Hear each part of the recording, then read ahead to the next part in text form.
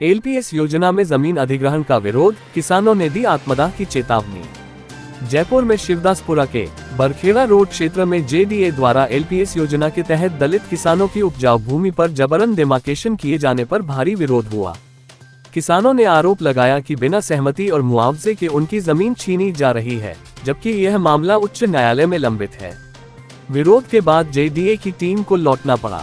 इसके बाद किसानों ने सभा कर चेतावनी दी कि यदि जमीन हड़पी गई और उन्हें आजीविका से वंचित किया गया तो वे आत्मदाह जैसे कदम उठाने को मजबूर होंगे। किसानों का आरोप है कि उन्हें वादे के अनुसार 55% विकसित भूमि की जगह मात्र 46.80% दी जा रही है। खरीफ की बुवाई के समय किसान चाहते हैं कि कार्यवाही रोकी जाए और कोर्ट के आदेश तक इंतजार किया जाए। स्थानीय जनप्रतिनिधियों और संगठनों ने भी इस आंदोलन को समर्थन दिया है।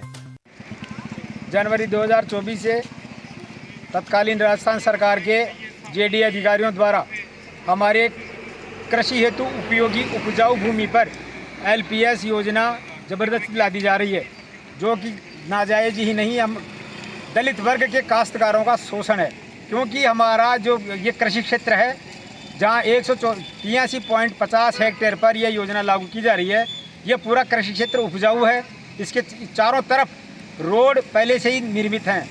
एक तरफ राष्ट्रीय राजमार्ग 52 है, दूसरी तरफ बरखेड़ा रोड है और दक्षिणी तरफ सालाग्रामपुरा रोड है, जो बिल्कुल पूर्णतः विकसित सा है। लेकिन फिर भी सरकार के अधिकारियों द्वारा अपनी मनमर्जी से अखबार में पहले 55% कृषकों को दिए जाने का आह्वान करने के बाद उसमें कटौती करके 45% निर्धारित कर दी, लेकिन वो भी वस्तु स्थिति में काश्तकारों को मुहैया नहीं करवाई जा रही है।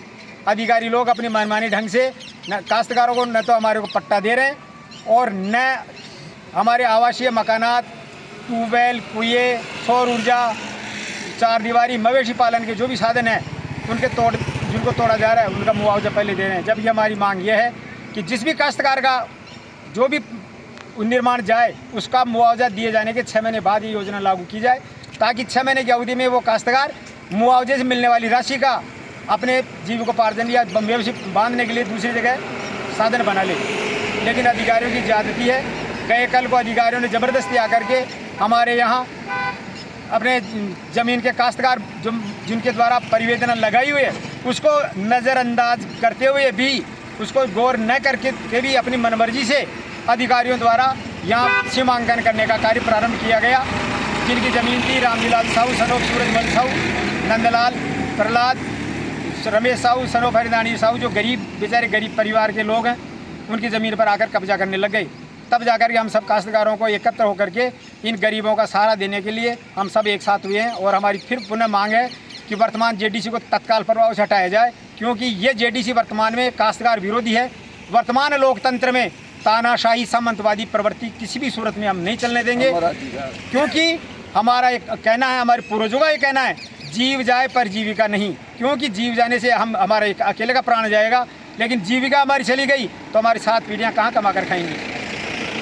वर्तमान जेडीसी माननीय श्रीमान अनिल लाल जी और वर्तमान जो है ये जो अपने मुख्य प्रशासन अधिकारी महोदय हैं, लैंड पुलिंग अधिकारी महोदय हैं, सब अपनी मनमर्जी कर रहे हैं।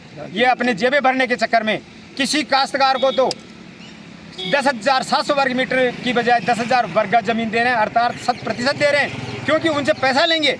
अधिकारियों का से जब हमने कल पूछा तो उन्होंने कहा कि इसके एवज में हम पैसा लेंगे। तो पैसा उन्हीं के पास है क्या? गरीब का पास पैसा नहीं है तो इसका मतलब उसका शोषण कर लो, उसको मार दो, उसका गला घोट दो। ये प्रवृत्ति हम किसी भी सूरत में नहीं चलने देंगे।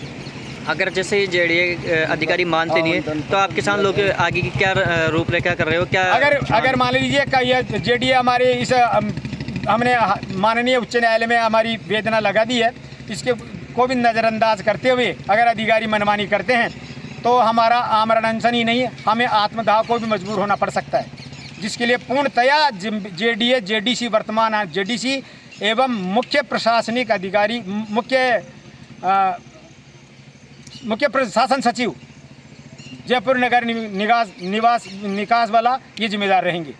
हम सभी काश्तकारों की मुख्य मांग यह है कि हम गरीब निम्न वर्ग के काश्तकार होने के कारण अगर हमारी उपजाऊ काश्त भूमि को ज़बरदस्ती हड़पा जाएगा तो हमारे कम से कम 1200 वर्ग गज, अधिकतम 1200 वर्ग गज क्षेत्रफल के आवासीय एवं व्यावसायिक भूखंड अधिकतम शुल्क 1 रुपये प्रति वर्ग मीटर शुल्क लेकर हमें मौके पर ही दिए जाएं। उसके बाद ही हम जेडीए की, जेडीपी या एलपीएस किसी भी प्रकार की योजना को धरातल पर लाने में स्वीकृति देंगे, अन्यथा हमें मजबूरन आमरण अनशन करना पड़ेगा। हो सकता है हमें आत्मदाह करने को मजबूर होना पड़ जाए, क्योंकि हमारा जीविकापार्जन का साधन छीनेगा तो हमें विवश होकर के मरने पर उतारू होना पड़ेगा। किसानों पर अत्याचार नहीं सहेंगे, नहीं सहेंगे। किसानों पर अत्याचार नहीं सहेंगे, नहीं सहेंगे। एलपीएस अधिकारियों की दादागिरी नहीं चलेगी, नहीं चलेगी। एलपीएस अधिकारियों की दादागिरी नहीं चलेगी, नहीं चलेगी। राजेंद्र जी कबिया की दादा